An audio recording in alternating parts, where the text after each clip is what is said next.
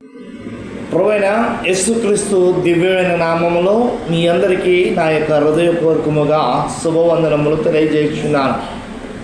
అదేవిధముగా మరి దినము మీతో ఒక ముఖ్య సందేశాన్ని పంచుకోవాలని ఆశపడుచున్నాను. అదేమిటంటే, క్రైస్తవులుగా పేరు ప్రఖ్యాతి గెలిచినట్టు వారు, క్రైస్తవులుగా పిలువబడుతున్నట్టు వారు, క్రైస్తవ మతములో సిద్ధాంతపరమైన ఒక క్రమం ఉంది. అదే బల్లారాధన. ఈ బల్లారాధనలో పాలు పొందే ప్రతి ఒక్కరు కూడా ఒక ముఖ్యమైన ఉద్దేశాన్ని, ఒక ముఖ్యమైన ఆలోచనను, ఒక ముఖ్యమైన గ్రహింపును కలిగి ఉండాల్సిన వారుగా ఉన్నారు.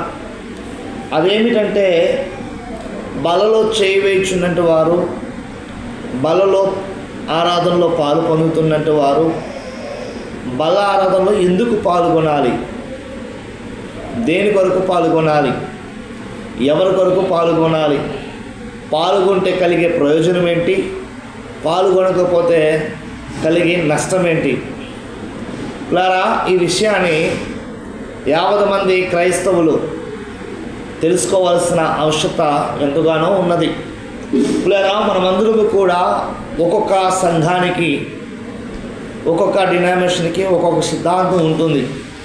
కొంతమంది నెలకు ఒకసారి ఇస్తారు, కొంతమంది వారానికి ఒకసారి ఇస్తారు, కొంతమంది నెలకి 2 సార్లు ఇస్తారు.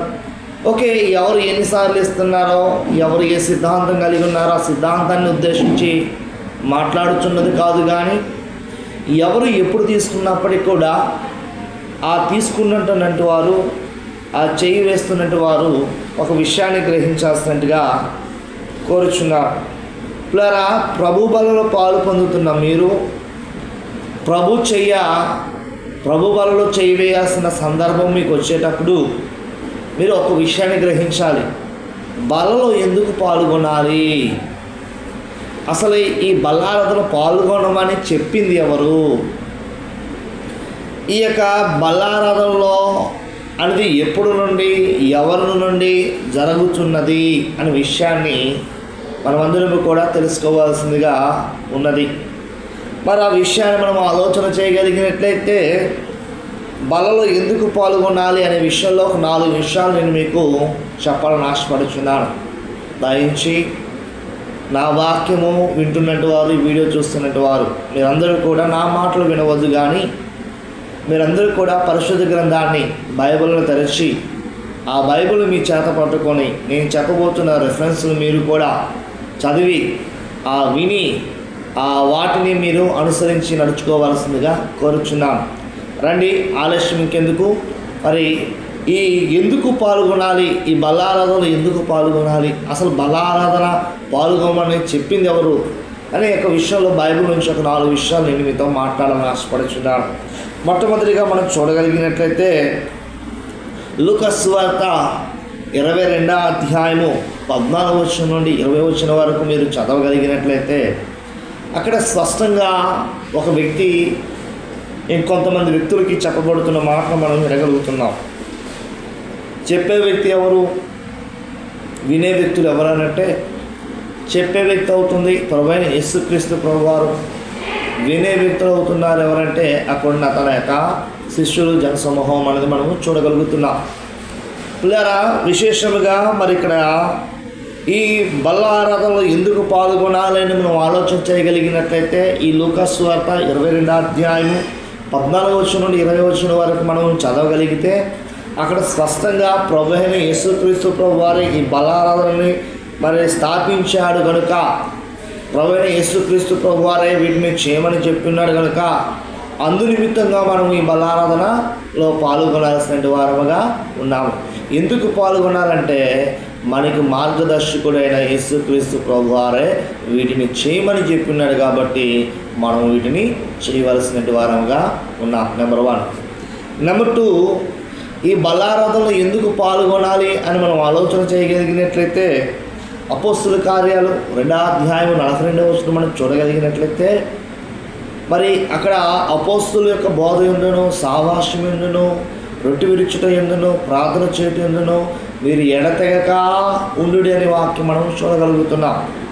పిల్లారా, మరి ఈ బల్లారథంలో ఎందుకు పాల్గొనాలి అని అంటే, ఈ బల్లారథంలో యొక్క ప్రాముఖ్యత, ఈ బల్లారథంలో యొక్క విశిష్టత, ఈ బల్లారథంలో యొక్క ఆ యొక్క వెనుక ఉన్న ఒక వ్యక్తి ఎవరు అని వారు గ్రహించారు. కాబట్టి మరి ప్రభువైన యేసుక్రీస్తు ప్రభువారు ఆ యొక్క శిలువ మరణము పొంది సమాధి చేయబడి మరలా సమాధిని చీల్చుకుంటూ మృత్యుంజయుడై తిరిగి లేచాడు కనుక దాన్ని పునరుత్థాన దినమని మనము అంటాము కనుక వాటిని పరిశుద్ధంగా ఆచరించాలి కనుక ఆనాటి ఆదిమ సంఘములు మొట్టమొదటిగా క్రైస్తవులుగా పిలువబడినటువంటి వారు, క్రైస్తవులనే పేరు పొందగలిగినటువంటి వారు ఎవరైతే ఉన్నారో ఆదిమ సంఘస్థులు వీటిని పాలుభాగస్తులు అయ్యేవారుగా మనం చూస్తున్నాం. అంటే రెండవదిగా ఎందుకు పాల్గొనాలని మనం ఆలోచన చేస్తే, ఆదిమ సంఘస్థులు వీటిని పరిశుద్ధముగా ఆచరించారు కనుక వారి యొక్క మార్గము చొప్పున,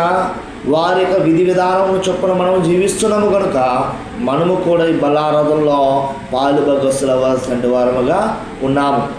రెండవ విషయాన్ని చూడగలిగినట్లయితే, మరి మూడో విషయాన్ని మనం చూడగలిగినట్లయితే చూడండి పిల్లారా, బల్లారథంలో ఎందుకు పాలు పొందాలనే ఆలోచన మనం చేస్తున్నట్లయితే, అపోస్తలుడైన పౌలు గారు మరి కొత్త నిబంధనలో అతి శ్రేష్టమైన దైవజనుడిగా పేరు ప్రఖ్యాతులు గెలిచిన వ్యక్తి మరి అపోస్తలుడైన పౌలు గారు. ఆయన సౌలుగా ఉండేటప్పుడు క్రీస్తును అంగీకరించలేదు, కానీ ఎప్పుడైతే తన కన్నుకి పొరలు ఉన్నాయో, పొరలు అనేది ఊడిపడ్డాయో, ఆ పొరలు తీయబడ్డాయో, ఎప్పుడైతే క్రీస్తును తను కనుగొన్నాడో తన ప్రాణమును కూడా దేవుని కొరకే అర్పించే విధముగా సమర్పించుకున్నాడు. మరి ఆయన అంటున్నాడు తన పత్రికల్లో అనేక చోట ఆయన రాస్తూ, ఈ పత్రికల్లో పౌలు ఏమని బోధించాడు అని అంటే మనం చూడగలిగినట్లయితే కొరింథీయులకు రాసిన పత్రిక 10వ అధ్యాయం 16వ వచనం 22వ వచనం వరకు మీరు చూడగలిగినట్లయితే అక్కడ స్పష్టంగా రాయబడుతుంది. బల్లారాధనకు ఉన్న ప్రాముఖ్యత ఆయన స్పష్టంగా తన పత్రికలో వివరిస్తూ ఆయన రాసుకుంటూ వచ్చాడు. కనుక మరి మొదటిగా మనం చూసుకున్నట్లయితే బల్లారాధనలో ఎందుకు పాల్గొనాలని మనం ఆలోచన చేస్తే, మొదటిగా ప్రభువైన యేసుక్రీస్తు ప్రభువారే వాటిని స్థాపించాడు కనుక మనం వాటిలో పాల్గొనాలి. రెండవదిగా బల్లారాధనలో ఎందుకు మనం పాల్గొనాలని ఆలోచన చేయగలిగినట్లయితే, మన ఆదిమ సంఘస్థులు, మనగా ఆదిమ యొక్క క్రైస్తవులు, మొట్టమొదటిగా పిలువబడిన క్రైస్తవులని పిలువబడిన వారు వీటిని పరిశుద్ధంగా ఆచరించారు కనుక మనము కూడా వీటిని పరిశుద్ధంగా ఆచరించాల్సిన వారమై ఉన్నాము.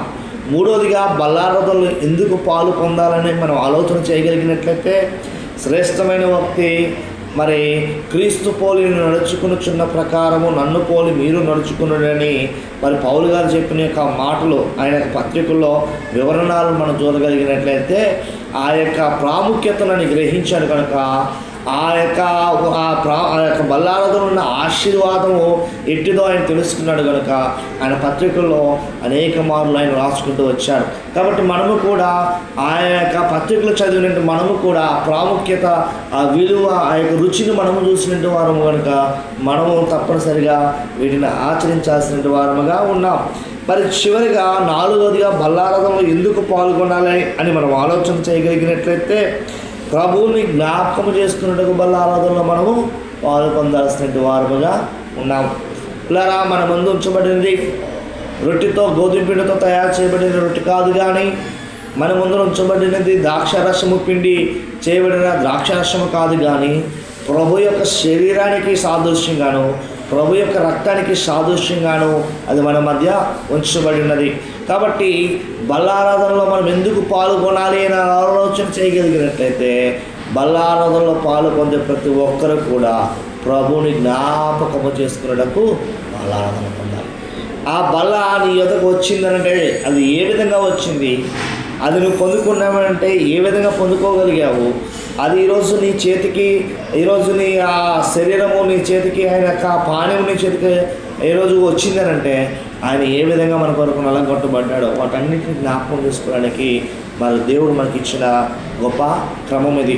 కాబట్టి దయించి బల్లారాధనలో పాలు పొందుతున్నట్టు వారు మరి ఏ గ్రహింపు లేక, మరి ఏ విషయం తెలుసుకోక ఏదో సాదాసీదంగా ఈ లోకంలో జరిగే కలాపాలు చేసేటట్టుగా బల్లారాధన కార్యకలాపాలు చేయవద్దని మరి సభముఖంగా మరి దేవుని యొక్క ప్రేమతో మిమ్మల్ని అందరూ కూడా ప్రతిపాదన చూడాలి. దేవుడికి దీవించి ఆశీర్వదించుగాక.